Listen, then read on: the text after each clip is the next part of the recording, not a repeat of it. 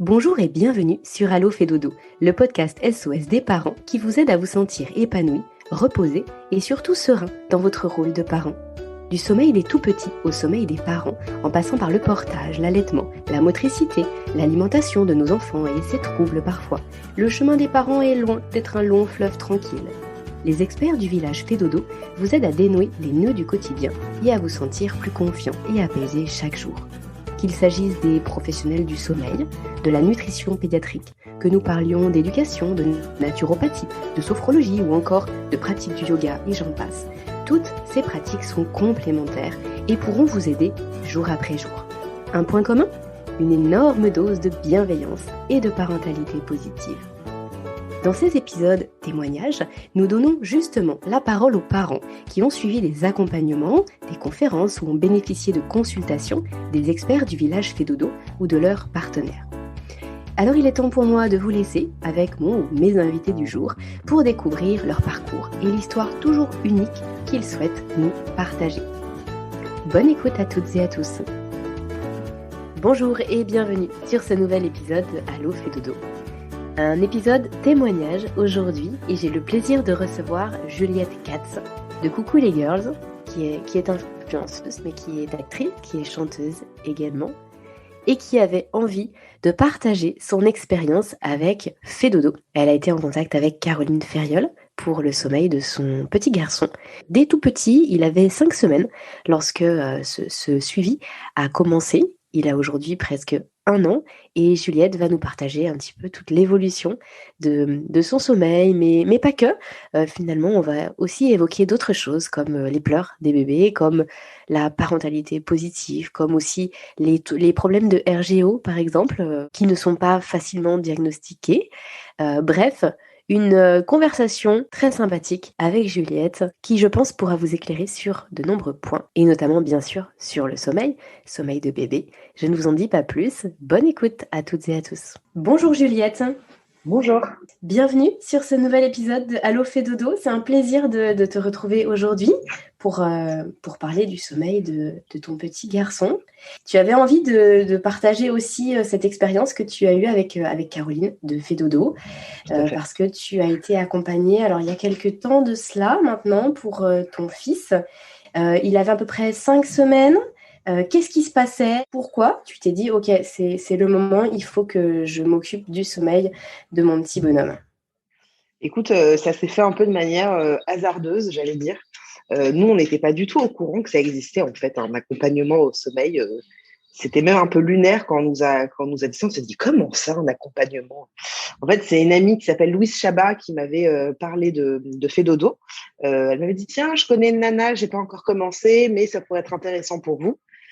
Nous, c'est notre premier et c'est vrai. Bon, alors, je sais pas si c'est normal ou pas qu'un bébé au tout début dort pas très bien, qui se réveille la nuit. J'imagine que c'est plus ou moins normal, hein. Mais en fait, on se rendait compte que on était fatigué et que en fait, on connaissait rien du tout au sommeil. Nous, on se disait juste bon il est fatigué, il dort dans nos bras, on va le coucher dès qu'il dort, mais il se réveille. Enfin, tu vois, on était vraiment très novices sur tout ça. Donc, on s'est un peu laissé porter. En se disant bon, on connaît pas, on est très sceptique, on était très très très sceptique parce qu'on s'est dit en fait on va confier quelque part d'une certaine manière notre enfant à quelqu'un qu'on ne connaît pas et on va devoir donner notre confiance à quelqu'un qu'on ne connaît pas. Et en même temps on s'est dit écoute, on est curieux, on n'a rien à perdre parce que nous ça a été un accompagnement un peu différent qu'on a eu et donc ça a commencé comme ça. Il n'y avait pas de problématique en soi, enfin si. En gros, si tu veux, il s'endormait en même temps que nous, c'est-à-dire à 1h du matin. Il se réveillait je ne sais pas combien de fois dans la nuit parce que j'allaitais, pour plein de raisons. La journée, il dormait sur nous, dans un lit, Enfin, il n'y avait rien de cohérent, si tu veux. Et on s'est dit, si pour lui, ça peut mieux se passer, qu'il soit plus serein, qu'il arrive à s'endormir, tout seul ou pas tout seul, on n'était même pas encore dans cette phase-là, mais s'il peut mieux dormir, écoute, c'est cool. On était un peu dans cette réflexion-là. Et après, il s'est passé plein de choses où Caroline, elle a mis le point sur certains trucs que personne n'avait détecté d'ailleurs. Mais voilà, ça a commencé comme ça. Quand tu dis que personne n'avait détecté, c'est parce que du coup, tu en avais parlé autour de toi et tu avais déjà eu des conseils sur le sujet ? Ou c'est parce que tu t'es dit, ah oui, là vraiment, on touche à quelque chose que j'avais jamais entendu nulle part ? Alors là, c'est un peu différent du sommeil, mais si tu veux, on avait commencé à voir avec une pédiatre. Je me souviens plus, tu vas me dire, c'est pas très loin, mais j'ai un peu oublié tout ça. Mais en fait, on voyait que dès qu'il prenait le sein et dès qu'il prenait le bib, il se tendait dans tous les sens, il était très tendu et tout. Et je parle de ça à Caroline, elle me dit, fais pas des RGO. Je fais de quoi? Qu'est-ce que c'est? Et très vite, en fait, avec elle et avec quelqu'un dans la nutrition a fait dodo chez Myriam, nous a Myriam de dit, Madame écoute, Miam. c'est ça. Ils nous ont dit, ce serait quand même pas mal d'aller checker ça, voir s'il n'y a pas un problème à ce niveau-là. Nous, on était en recherche de pédiatre à ce moment-là. On était tombé sur deux pédiatres absolument pas bien. Jusqu'au moment où on est tombé sur une pédiatre qui nous a confirmé effectivement qu'il y avait des RGO. Donc, on a mis tout le truc en place, en fait, entre la pédiatre et nous en tant que parents et Caroline et Myriam. Et très vite, en fait, ça a quand même un peu régulé, si tu veux, déjà ces problèmes de tension.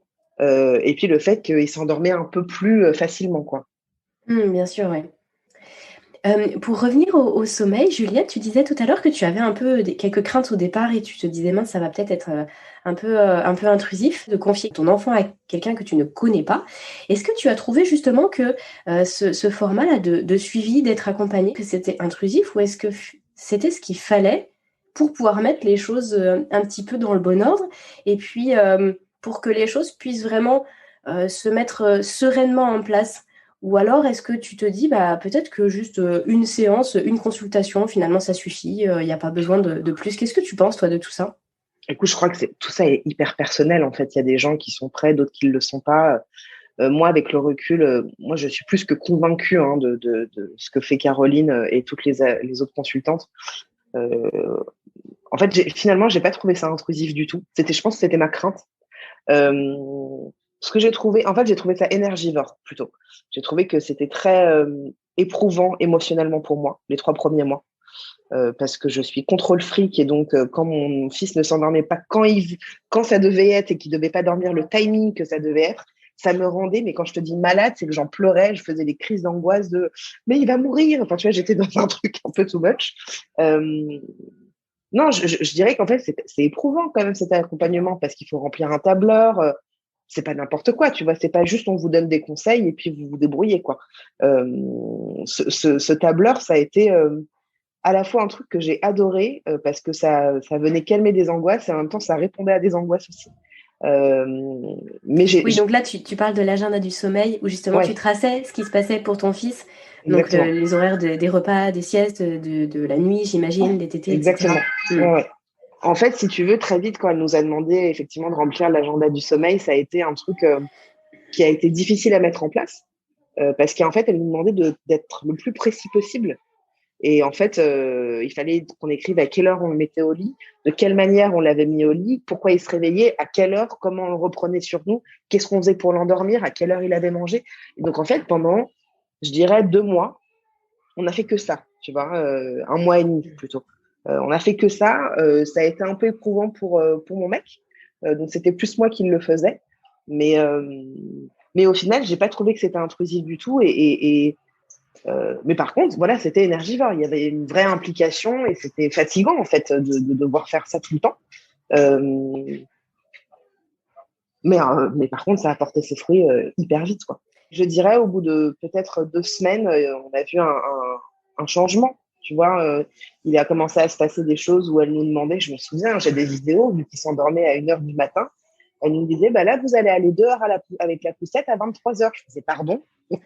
Me dit, oui, oui, vous allez aller l'endormir dehors, parce qu'en fait, il n'est habitué qu'à dormir comme ça. Donc, à 23 heures, vous allez aller dehors. Et donc, on se retrouve avec mon mec sur la place de la mairie. On se dit, mais qu'est-ce qu'on fait? Qu'est-ce qu'on est en train de faire, tu sais, à pousser la poussette? Et en fait, on voit petit à petit que ça marche et on se dit, écoute, c'est peut-être pas mal ce truc, mais toujours en ayant des réticences, hein, parce que c'est nouveau, quoi. Mais ouais, voilà, globalement.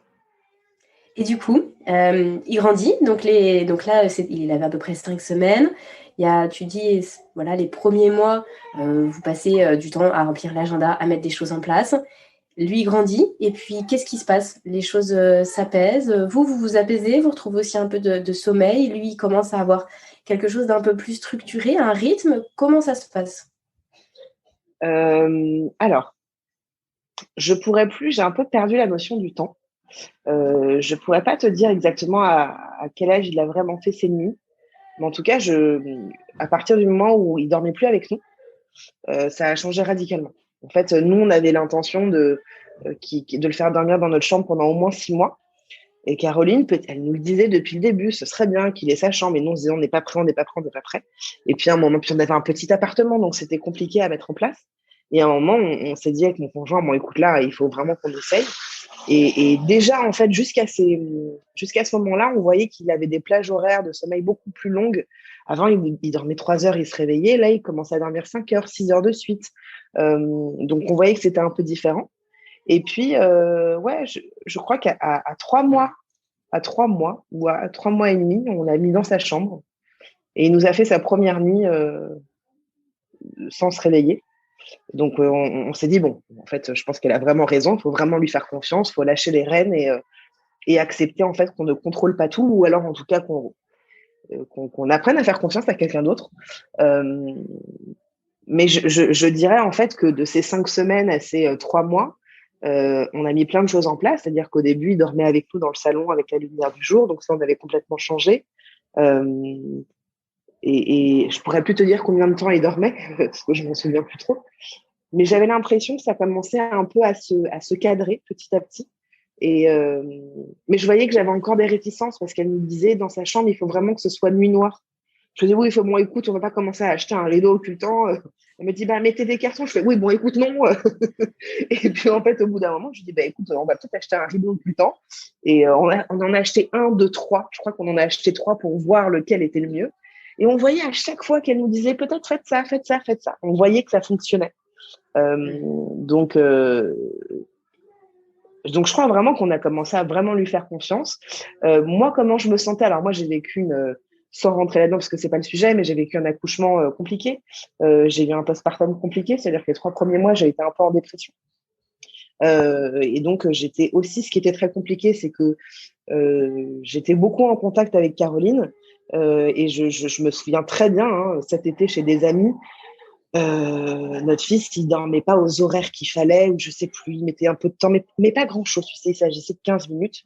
Et je me souviens que j'envoyais des messages à Caroline en train de pleurer, et je lui disais, mais j'y arrive pas, comment je vais faire, tu te rends compte, il met 1 heure à s'endormir, mais il va mourir. J'avais très peur de ça, quoi, je sais pas pourquoi.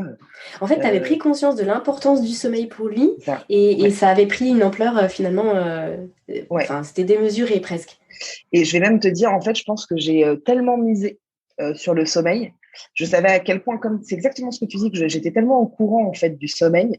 Et je pense aussi que le regard de Caroline était devenu extrêmement important. Peut-être trop. Ça, je l'ai compris avec le recul, mais en fait, je comptais sur elle énormément. Et je sais pas, je pense qu'il y a eu un mélange de plein de choses. Où moi, je me dis, mais c'est pas normal que je compte sur quelqu'un, je devrais compter sur moi, c'est moi la mère, c'est moi qui sais. Enfin, tu sais, c'était un peu mélangé. Et en fait, je pense que là, Caroline, elle a senti que moi, j'étais un peu pas très bien, quoi. Donc, elle m'a vachement aidé à me rassurer parce que, tu sais, ce qui est compliqué, c'est que quand tu accouches, enfin, tu le sais, hein, je te l'apprends pas, mais il y a un truc quand même où pendant ta grossesse, on t'accompagne beaucoup. Et quand tu deviens parent, en fait, tu es très seul quand même. Évidemment, il y a des parents, il y a des gens autour de toi qui te donnent des conseils, mais tu es quand même un peu seul, et surtout quand c'est ton premier enfant. Et nous, quand on a fait cet accompagnement-là, à la fois, on avait l'impression d'être fou de faire ça parce qu'on n'avait jamais entendu parler de ça. Et en même temps, ça tombait sous le sens. Tu sais, je sais pas comment te dire. Il y avait un truc. Nous, on avait des amis parents qui nous disaient, mais c'est génial de faire ça, mais vous avez eu raison, nous, on aurait dû le faire depuis longtemps. D'autres qui nous disaient, mais vous êtes complètement malade, il faut laisser l'enfant vivre son rythme, machin. Donc, on était, si tu veux, un peu dans une dualité, tu vois, de sentiments. Mais c'est Voilà. très juste ce que tu dis en plus, c'est que non seulement on se retrouve très seul après l'accouchement, mais en plus de ça, je trouve qu'on se retrouve seul avec l'injonction de devoir toujours tout faire bien, et puis surtout de tu sais, cette espèce de truc qui plane au-dessus de ta tête, que ça doit être intuitif, et que en tant que mère, tout doit couler de source. Sauf qu'en fait, la réalité, c'est pas du tout ça. Et je trouve que c'est juste de le rappeler. C'est intéressant ce que tu dis. Et que le fait de pouvoir se faire accompagner, bah, en fait, on vient mettre des mots sur des trucs. Ça permet à la fois de comprendre aussi des choses parce que, en fait, on ne sait rien sur le sommeil quand on ne creuse pas le sujet. C'est vrai. Personne ne nous apprend jamais rien sur le sommeil, encore moins des tout petits.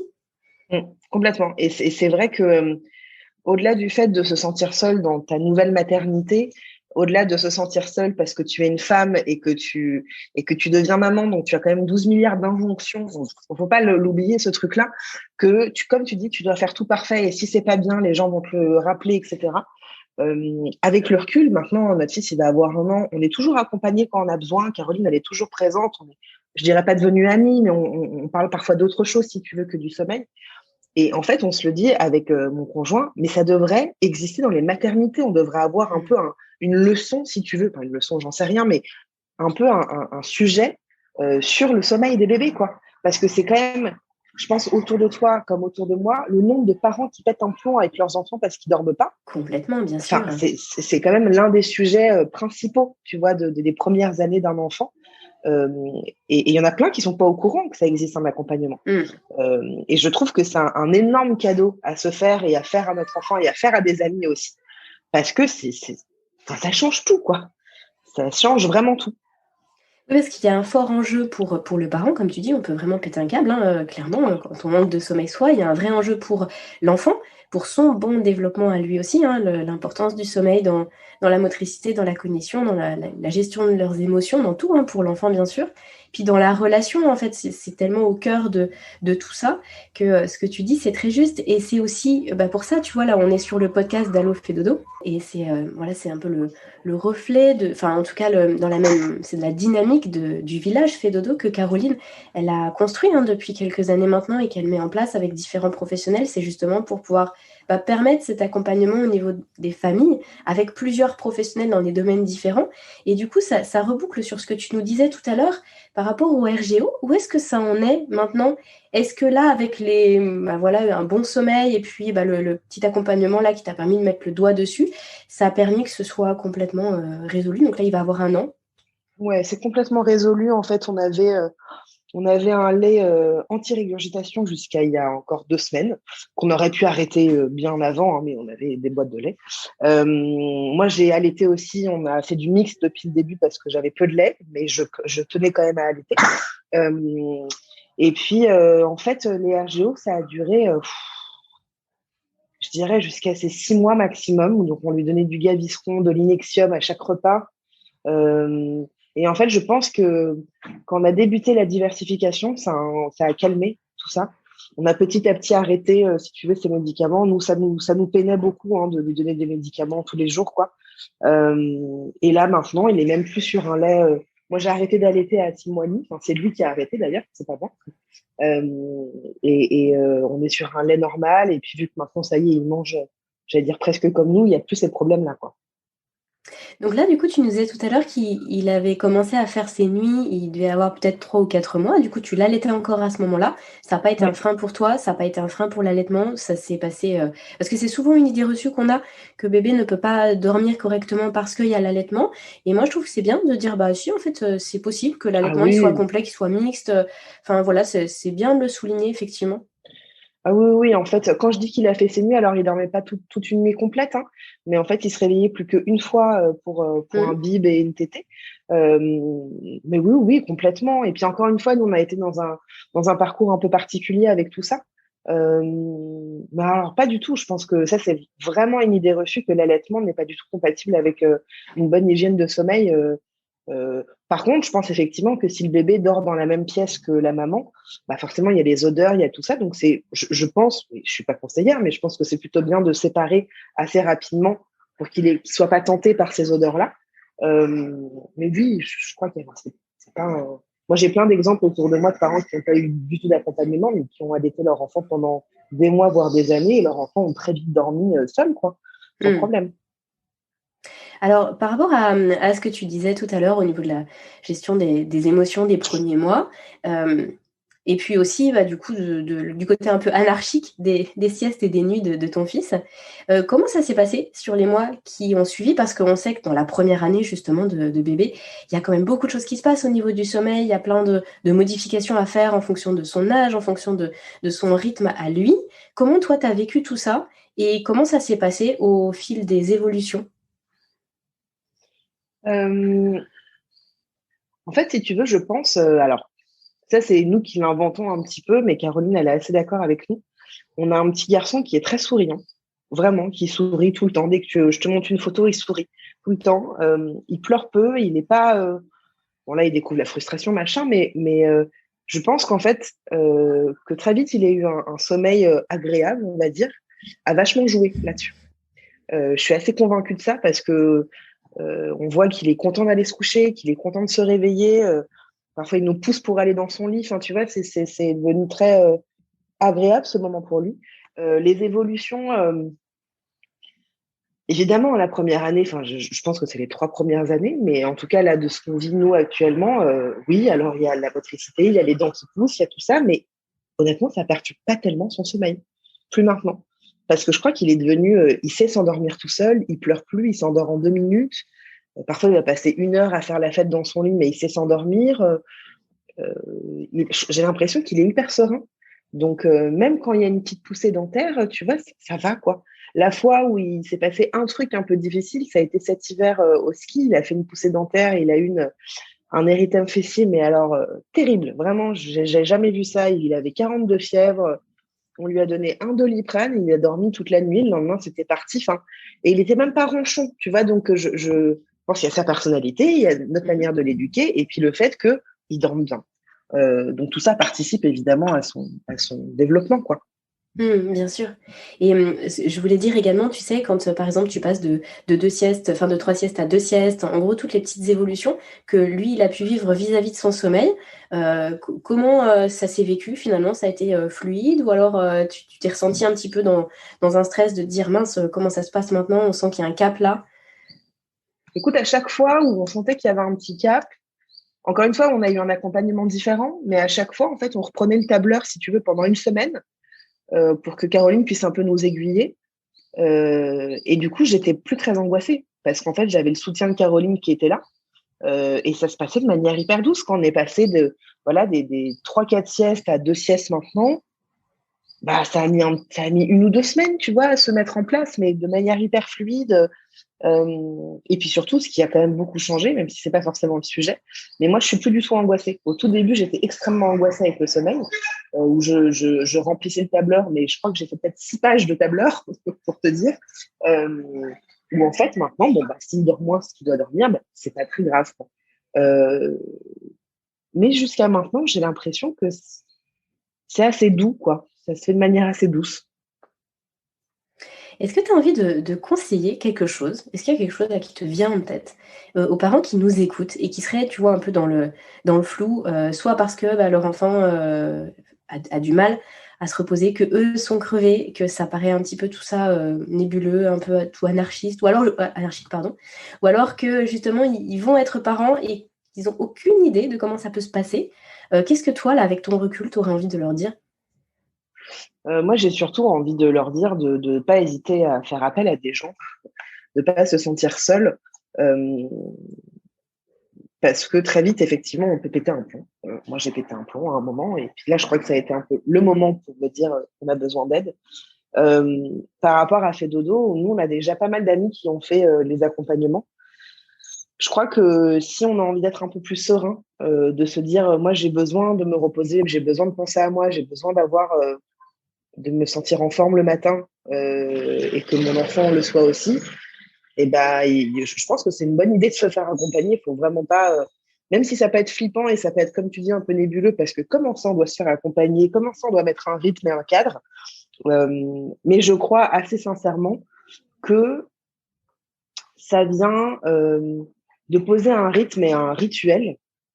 Je trouve que ça aide beaucoup, pas que les enfants, mais aussi les parents, de se dire à telle heure je commence ça, à telle heure il doit aller au lit, à telle heure il va se réveiller plus ou moins. Ça met un cadre. Et je trouve que d'avoir un cadre sans que ce soit un truc très strict, ça fait vachement de bien à la charge mentale. Tu sais, je trouve que ça enlève un peu un endroit de comment je dois faire, comment je dois gérer. Euh, euh, donc oui, je pense qu'il y a plein de manières, même Fedodo, en plus, il propose quand même 12 milliards de choses différentes pour se faire accompagner. Et ouais, il faut y aller, quoi. Je pense que si on ressent le besoin, il ne faut vraiment pas hésiter. Et j'ai une dernière question, Juliette. Comment tu as ressenti ça, toi, par rapport à ton entourage, à ton environnement? Là, tu sais, tu vois, tu avais plusieurs personnes qui ont fait peut-être aussi appel à Fedodo, ou en tout cas qui ont pu te dire à un moment donné, ah ouais, c'est génial, ou alors, waouh, c'est compliqué. Comment tu as géré ça, le fait qu'il y ait un cadre pour ton fils?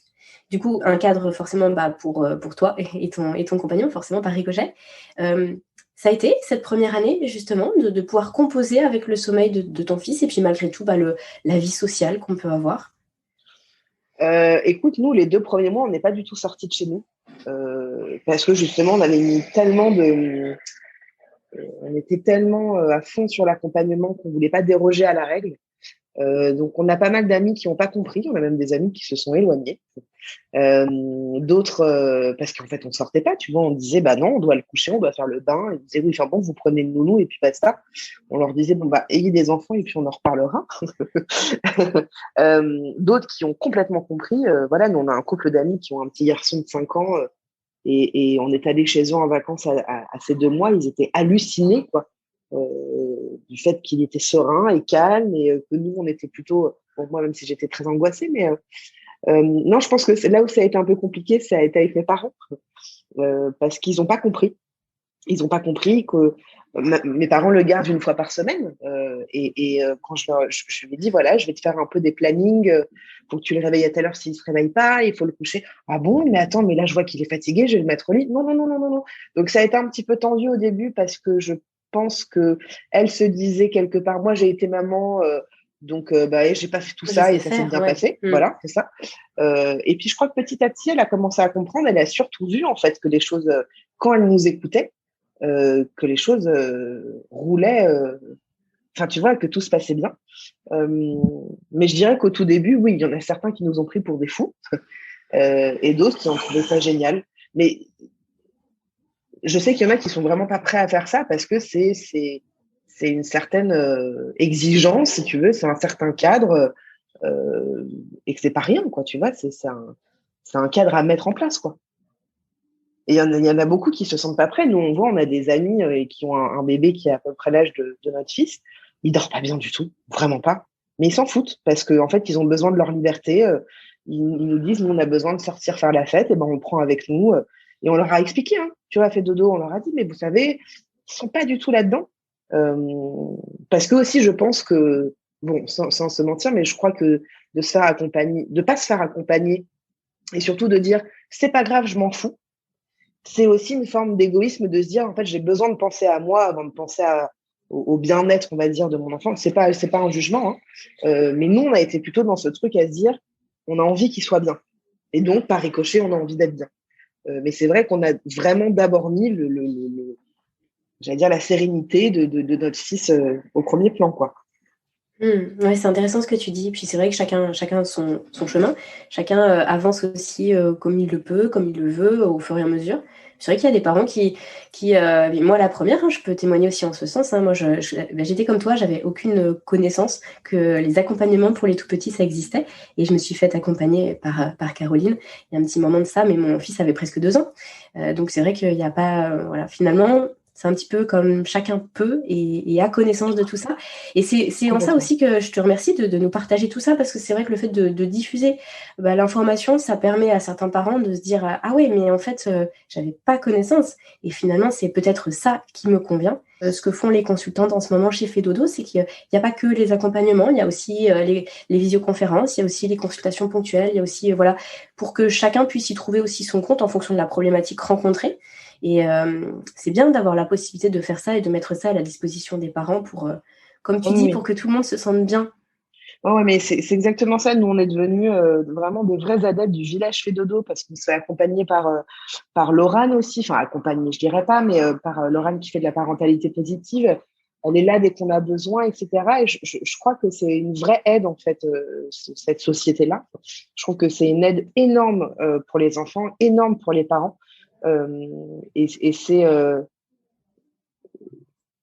quand je dis que c'est énergivore, alors oui, je voulais juste quand même dire quelque chose, c'est que beaucoup de gens pensent que l'accompagnement, c'est laisser son bébé pleurer. Moi, j'ai pas mal de retours quand je parle de fait dodo.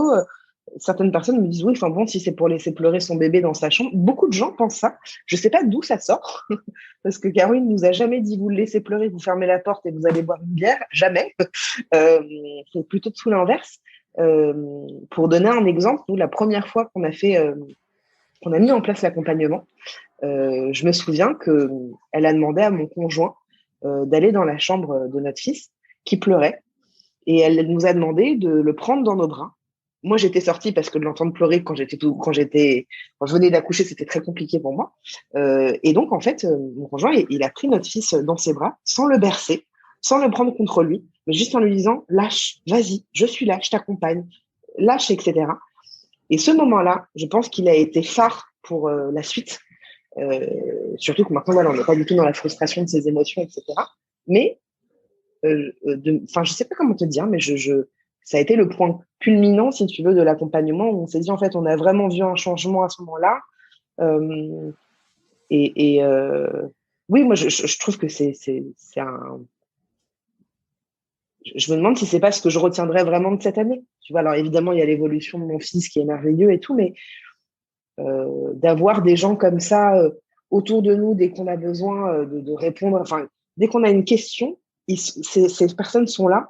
Je trouve que c'est d'un luxe énorme et ça vient calmer beaucoup d'angoisse et d'inquiétude. Et moi, à chaque fois, dès que j'en parle de manière très passionnée parce qu'il est super. Enfin, tu vois, j'ai vraiment, notre fils depuis qu'il a, depuis qu'on a arrêté le sein, etc. Il dort 13 heures par nuit, il dort 3-4 heures dans la journée. Il est trop content d'aller se coucher. Dès qu'il voit son lit, il rigole. Enfin, tu vois, on peut pas rêver mieux, si tu veux. Et je sais vraiment que c'est Caroline qui nous a aidés là-dedans, quoi. Merci beaucoup Juliette. Et puis ce point de précision là que tu fais sur les pleurs des tout petits, c'est tellement important. Merci Ouais. de mettre le doigt dessus. C'est vrai que je pense qu'il y a beaucoup de confusion par rapport à ça. Cette confusion entre laisser son enfant exprimer ses émotions et pour un bébé, ça passe forcément par des pleurs. Ou alors laisser son enfant pleurer. Et c'est différent, laisser son enfant pleurer seul, sans l'accompagner, ou de le Ça n'a laisser rien à voir. exprimer son émotion, mais en étant là et en lui permettant de pleurer. Dit comme ça paraît rien, alors qu'en fait, c'est fondamental. La distinction, elle est tellement Tu importante à sais, faire. Tu sais, même maintenant, en fait, quand il pleure, alors je parle pas pour aller se coucher et tout, parce qu'il n'y a plus du tout ça, mais parfois quand il pleure, parce que, donc là, il est vraiment en plein dans la découverte de la frustration. Et donc, parfois, voilà, il a envie de jouer avec un câble ou avec une prise. Donc, on vient le voir, on lui dit, ah, mais tu sais, c'est dangereux, chérie, il faut faire attention, on l'emmène à jouer ailleurs. Et parfois, il pleure. Instinctivement, tu as envie de prendre ton bébé dans tes bras et de lui faire chut, ça va aller, chérie, ça va aller. Sauf qu'en fait, ça, quelque part, c'est quand même un peu renier les émotions de son enfant. Et nous, ce qu'on a pris Complètement. l'habitude de faire quand il est en colère, c'est mignon parce qu'il commence à se mettre en colère quand il n'arrive pas à faire un truc dans un jeu et tout, il se met à pleurer. Et donc, moi, je lui dis, mais je comprends, tu pleures parce que tu es en colère, tu es frustré, c'est ça, chérie, et tout. Alors, est-ce que tu veux qu'on essaye ensemble? Est-ce que tu veux pleurer un coup dans mes bras et tout? Tu veux que je te fasse un câlin? Alors, il me répond pas parce que c'est encore trop tôt. Mais je vais jamais lui dire c'est pas grave, chérie. Allez, on passe à autre chose et je vais te donner un autre jouet. Parce que un détail tout bête, mais si toi et moi on est en face à face et que tu te mets à pleurer, je vais pas te donner un jouet pour que tu fasses à autre chose. Je vais te dire bah vas-y, lâche. Qu'est-ce qui se passe? Pourquoi t'es pas bien? Je t'écoute. Vas-y. Alors pourquoi on ferait pas la même chose avec ton bébé? Et je pense que Complètement. c'est la même chose pour le sommeil où ça lui arrive très occasionnellement de se réveiller dans la nuit, c'est extrêmement rare. Mais parfois, il va pleurer, tu vois, il a fait pas un cauchemar, mais une petite terreur nocturne. Quand on intervient, parce que parfois il va se calmer tout seul, hein, mais quand on intervient, on vient le prendre, on lui dit alors t'as dû faire un gros cauchemar, ça devait vraiment pas être chouette. On lui parle, on lui fait un petit câlin, et tu vois, ça se calme parce que je pense qu'il se sent entendu en fait. C'est peut-être ce que je me raconte, hein, mais je pense qu'il se sent vraiment entendu. Et ça change tout, ça change vraiment tout. Mais je pense que non, je pense que ce sont pas des choses qu'on se raconte pour se rassurer. Non, non, je partage complètement ton point de vue, d'autant plus que il y a quand même des travaux, hein, vraiment des recherches et des travaux scientifiques qui ont été faits sur le sujet, justement, sur les pleurs des enfants. Et c'est vrai j'ai eu la chance d'interviewer Agnès Petit-Mielet sur le sujet des pleurs des bébés, qui s'était beaucoup inspiré des travaux d'Aletta Solter, qui a écrit un livre, justement, qui s'appelle Le pleur des bébés et des enfants, où justement, elle mettait tout ce que tu es en train de dire là, vraiment en lumière. et pour apaiser aussi les parents et qu'ils puissent faire confiance à leur enfant dans la capacité à gérer tout ça, mais surtout que le pleur ne soit pas vu comme quelque chose de c'est atroce, il faut surtout pas que l'enfant pleure, ou alors on va le laisser pleurer tranquillement à l'étage, puis on va attendre 2 heures que ça se calme. Et ça, en tant que parent, je trouve qu'on devrait presque être formé à ça, en fait, le plus rapidement possible pour le vivre sereinement, finalement. En fait, ça, tu vois, c'est l'oral de parentalité positive qui nous a un peu expliqué tout ça. Et de la Pinani, et quand il nous a dit ça, je lui dis, mais bien sûr, c'est tellement évident, sauf qu'on ne le sait pas. Tu vois, on ne le sait pas de ce truc où quand ton enfant, voilà, il y a ce truc de frustration, tu as envie de lui dire, bah, écoute, c'est pas grave, allez, je te donne cet autre jouet, on passe à autre chose. Non. Bah, je comprends, tu as été frustré, c'est pas chouette, tu as envie de le mettre comme ça. Oh, mais c'est compliqué. Est-ce que tu veux qu'on réessaye? Non, tu es en colère. Bon, allez, je te fais un petit câlin. Est-ce qu'on passe à autre chose? Enfin, tu vois, c'est un peu écouter son enfant. Parce que, en fait, je crois que parfois aussi, on n'a pas envie que son enfant pleure parce que ça nous ramène aussi à un échec de notre part. En fait, là, il pleure parce que j'ai pas répondu à un truc. Et de souvent lui dire, moi, le nombre de fois où ma mère, elle m'a dit à l'époque où j'allaitais, elle me disait, donne-lui le sein quand il pleure. Je lui dis, mais c'est pas la réponse à tout. En fait, la nourriture n'est pas la réponse à tout. Et puis non, je vais pas lui faire fermer sa gueule parce qu'il est pas bien. Désolée du terme, hein, mais non, en fait, si ton enfant a besoin de pleurer, c'est parce qu'il exprime des émotions. Et c'est pas forcément, alors à son âge là, c'est son seul moyen, un peu moins maintenant, mais c'est son seul moyen d'expression. Mais les pleurs, tu peux pleurer parce que tu es heureux, tu peux pleurer parce que tu es en colère, parce que tu t'es fait mal. Enfin, il y a plein de pleurs. Et c'est important d'entendre ça, quoi. En tout cas, c'est une forme d'appel à l'aide de leur part, mais c'est à voir comment on peut gérer ça, quoi. Enfin, voilà. Puis ça permet d'apaiser aussi, nous, notre relation, au fait d'entendre les pleurs. Là, tu disais au tout début, c'est dur d'entendre son bébé pleurer au tout début, les premières semaines, les premiers mois, c'est très dur. Mais finalement, en connaissant tout ça, il y a plein de choses quand même qui deviennent plus sereins aussi pour la maman, enfin pour les parents, mais souvent pour la maman après l'accouchement. Et du coup, c'est chouette. Là, finalement, on a été bien plus loin que le sommeil, mais tu as raison, tout est lié de toute façon. Tout est lié. Et en fait, nous, je me souviens, avant qu'on se fasse accompagner, Louise m'avait déjà parlé de Fedodo. Je me souviens, j'étais épuisée, parce que bon, moi, j'ai besoin de pas mal de sommeil. Et je me souviens, avant, à un moment, il s'est mis à pleurer en pleine nuit. Et j'ai dit à mon conjoint, je vais te le donner parce que sinon, je vais le jeter par la fenêtre. Bon, évidemment, je n'allais pas le faire, mais j'étais dans un truc de, je vais péter un plomb là. Pardon, mon chien est énervé. Et c'est à ce moment-là où je me suis dit, en fait, là, j'ai besoin de me faire accompagner, j'ai besoin qu'on se fasse accompagner pour qu'il retrouve un sommeil serein, pour que nous aussi, on retrouve un sommeil serein, et que effectivement, tout est lié. Vraiment, tout est lié, quoi.